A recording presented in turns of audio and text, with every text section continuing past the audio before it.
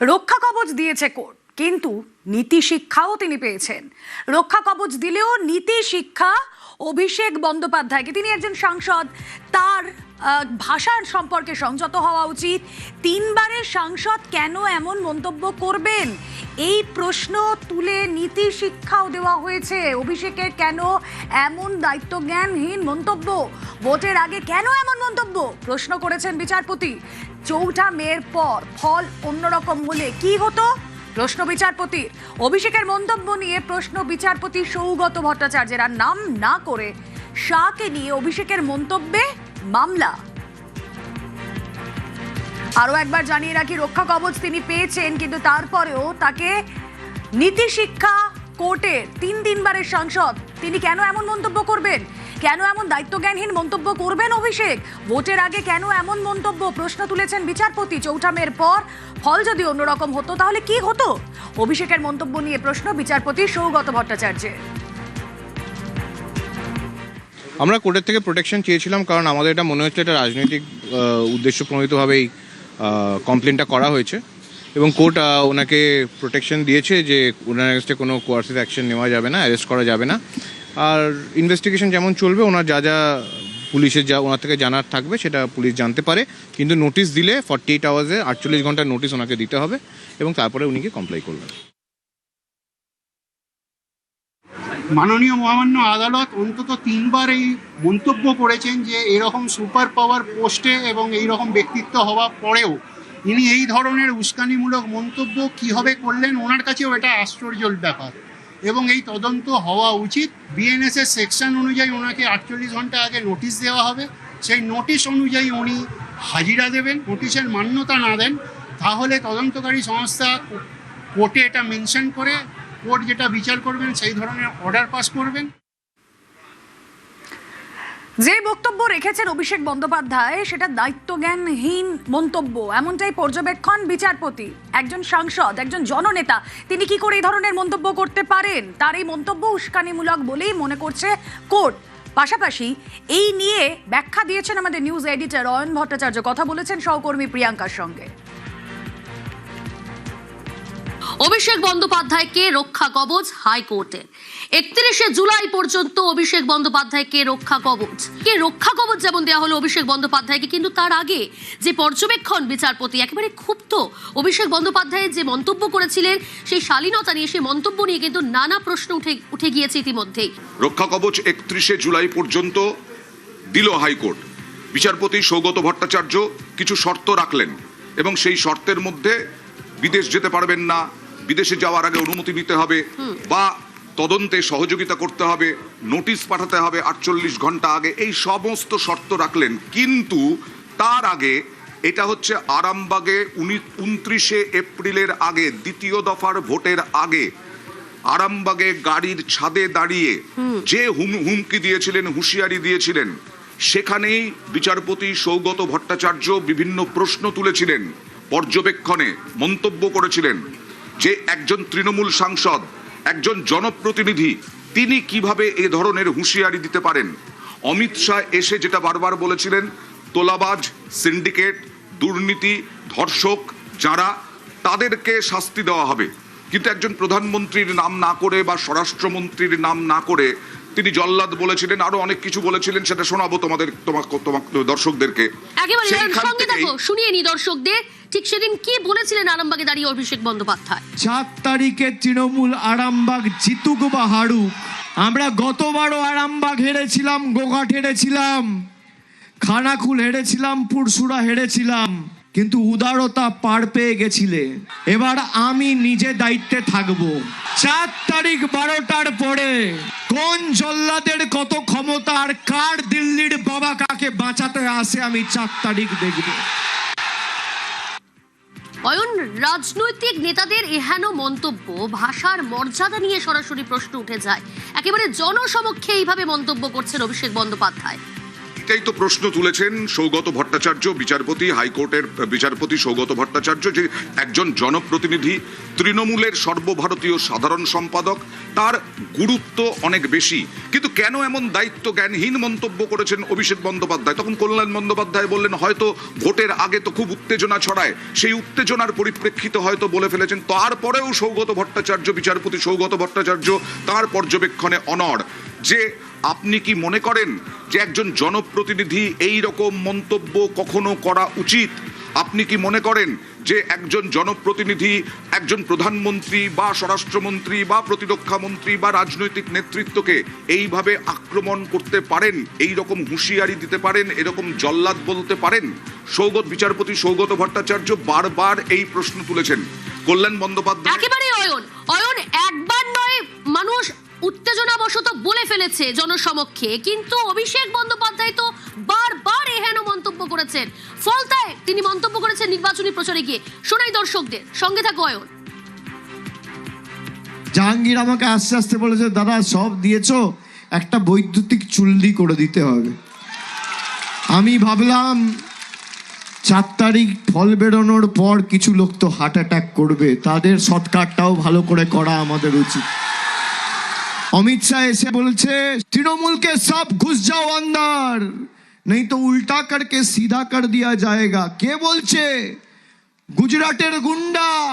আমি খালি বলেছি যদি সৎ সাহস থাকে 4 তারিখ অমিত শাহ বাংলায় থাকবেন, বেলা 12টার পর দেখা হবে।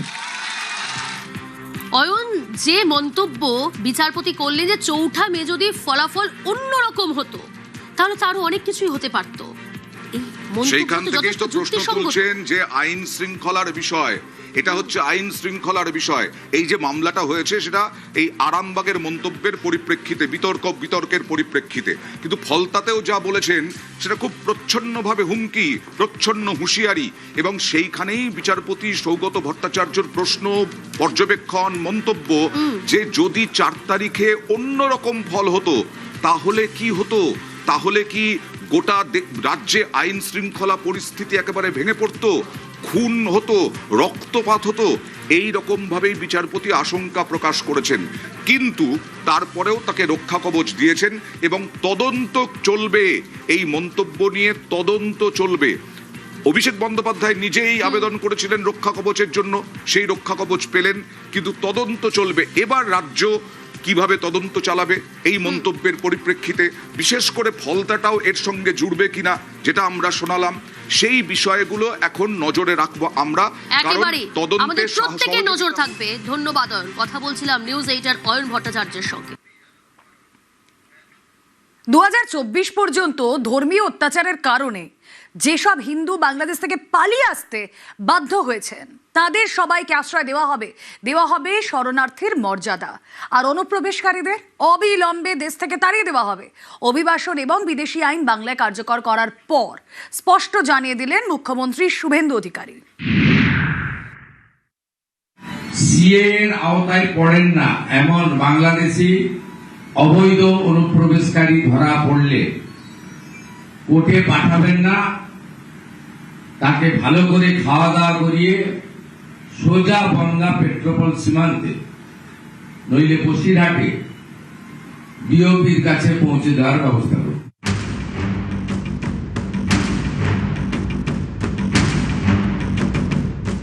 সিএর অন্তর্ভুক্ত যারা 31/12/2024 পর্যন্ত এসেছেন তাদেরকে কোনো পুলিশ কোথাও হ্যারাসমেন্ট ডিটেন্ট করতে পারবে না। হিন্দু শরণার্থী 2024 সাল পর্যন্ত ধর্মীয় অত্যাচারের কারণে বাংলাদেশ থেকে ভারতে পালিয়ে আসতে বাধ্য হয়েছেন যারা, তাদের সবাইকে আশ্রয় দেওয়া হবে। কাউকে গ্রেপ্তার করা হবে না, দেশ থেকে তাড়িয়েও দেওয়া হবে না, আর যারা অনুপ্রবেশকারী তাদের অবিলম্বে দেশ থেকে বের করে দেওয়া হবে। বৃহস্পতিবার আরও একবার তা স্পষ্ট করে দিলেন মুখ্যমন্ত্রী শুভেন্দু অধিকারী।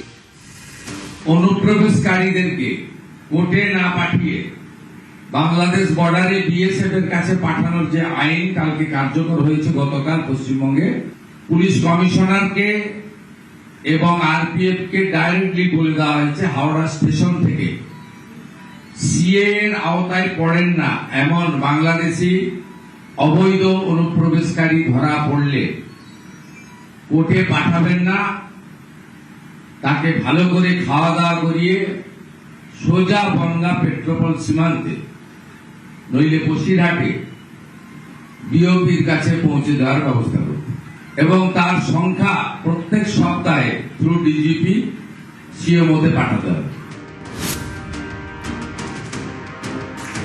2025 সালের 4 এপ্রিল দেশ জুড়ে অভিবাসন এবং বিদেশি আইন কার্যকর করে মোদী সরকার। এই আইন অনুযায়ী ধর্মীয় অত্যাচারের শিকার হয়ে বা ধর্মীয় অত্যাচারের ভয়ে 2024 সালের 31শে ডিসেম্বর পর্যন্ত বাংলাদেশ, পাকিস্তান এবং আফগানিস্তান থেকে ভারতে পালিয়ে আসা হিন্দু, শিখ, বৌদ্ধ, জৈন, পার্সি এবং খ্রিস্টানদের শরণার্থীর মর্যাদা দেবে ভারত সরকার। এই আইন মেনে বিজ্ঞপ্তিও জারি হয় 2025 সালের 1 সেপ্টেম্বর। যদিও সেই আইন পশ্চিমবঙ্গে কার্যকর করেনি আগের তৃণমূল সরকার। রাজ্যে পালাবদলের পর অভিবাসন এবং বিদেশি আইন বাংলাতেও কার্যকর করলেন মুখ্যমন্ত্রী শুভেন্দু অধিকারী।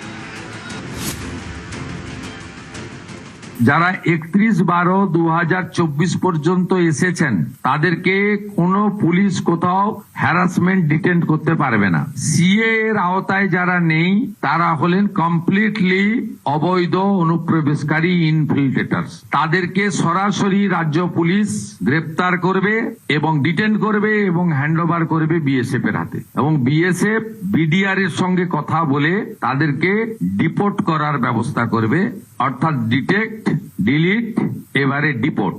এই আইন আজ থেকে কার্যকর হলো। এখন প্রশ্ন উঠতেই পারে, অমুসলিম শরণার্থীদের নাগরিকত্ব দিতে তো সিএ আছেই, তাহলে এই আইন কার্যকর করার দরকার কি? সিএএতে সেই সব অমুসলিম নাগরিকত্বের জন্য আবেদন জানাতে পারেন যারা 2014 সালের 31শে ডিসেম্বরের আগে ভারতে এসেছেন। কিন্তু 2014 সালের পরও ধর্মীয় অত্যাচারের কারণে বহু হিন্দুকে বাংলাদেশ ছেড়ে এপার বাংলায় চলে আসতে হয়েছে, যাদের মধ্যে বড় সংখ্যায় মতুয়া। এদের অনেকের মধ্যেই আশঙ্কা ছিল তারা তো 2014 পরে ভারতে এসেছেন, সিএএতে আবেদন করতে পারবেন না, তাহলে তাদের কি হবে? তারা কি নাগরিকত্ব পাবেন না? তারা কি ভারতে আশ্রয় পাবেন না? এই আইন বাংলায় কার্যকর করে মুখ্যমন্ত্রী বুঝিয়ে দিলেন 2024 পর্যন্ত যে সমস্ত হিন্দু বাংলাদেশ থেকে এসেছেন তাদের প্রত্যেককেই শরণার্থীর মর্যাদা দেওয়া হবে, তাদের কাউকে দেশ থেকে তাড়ানো হবে না। এখন প্রশ্ন, এবার কি হবে? সম্ভাবনা অনেক। সিএ এর ডেডলাইন 2014 থেকে বাড়িয়ে 2024 করে দেওয়া হতে পারে। সেক্ষেত্রে এই শরণার্থীরা সিএএতে নাগরিকত্বের আবেদন করতে পারবেন। নাগরিকত্ব পেলে মিলবে ভোটাধিকারও। একই সঙ্গে মুখ্যমন্ত্রী এটাও বুঝিয়ে দিয়েছেন, যারা সিএএতে উল্লেখ করা ধর্মের মধ্যে পড়েন না, অর্থাৎ যারা মুসলিম এবং বাংলাদেশ থেকে এসেছেন তারা অনুপ্রবেশকারী, তাদের অবিলম্বে দেশ থেকে বের করে দেওয়া হবে। আদালত নয়, সোজা ডিপোর্ট। অনুপ্রবেশকারীদেরকে কোর্টে না পাঠিয়ে বাংলাদেশ বর্ডারে বিএসএফ এর কাছে পাঠানোর যে আইন কালকে কার্যকর হয়েছে গতকাল পশ্চিমবঙ্গে, পুলিশ কমিশনারকে এবং আরপিএফ কে ডাইরেক্টলি বলে দেওয়া হয়েছে হাওড়া স্টেশন থেকে সিএ এর আওতায় পড়েন না এমন বাংলাদেশি অবৈধ অনুপ্রবেশকারী ধরা পড়লে কোর্টে পাঠাবেন না, তাকে ভালো করে খাওয়া দাওয়া করিয়ে সোজা বনগাঁ পেট্রোপল সীমান্তে নইলে বসিরহাটে বিওপির কাছে পৌঁছে দেওয়ার ব্যবস্থা করবে এবং তার সংখ্যা প্রত্যেক সপ্তাহে থ্রু ডিজিপি সিএমওতে পাঠাতে হবে। নিউজ 18 বাংলা।